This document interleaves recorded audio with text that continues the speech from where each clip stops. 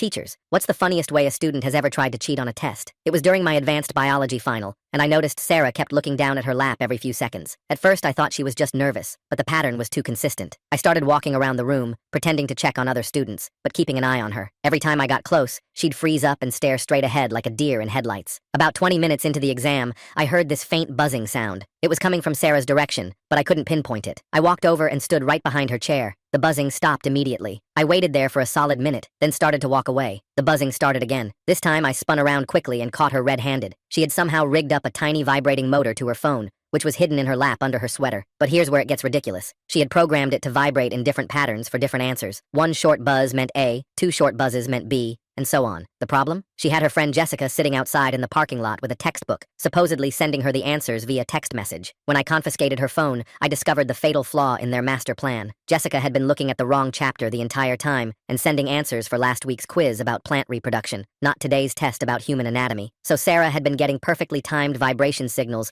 for questions about photosynthesis while trying to answer questions about the nervous system. She'd written chlorophyll as the answer to what controls heart rate and sunlight for what causes muscle contractions. When I confronted her after class, she insisted the system would have worked perfectly if Jessica had just studied the right material. I gave her a 0, but honestly, I was impressed by the engineering effort. The next semester, I made sure to collect all phones before exams.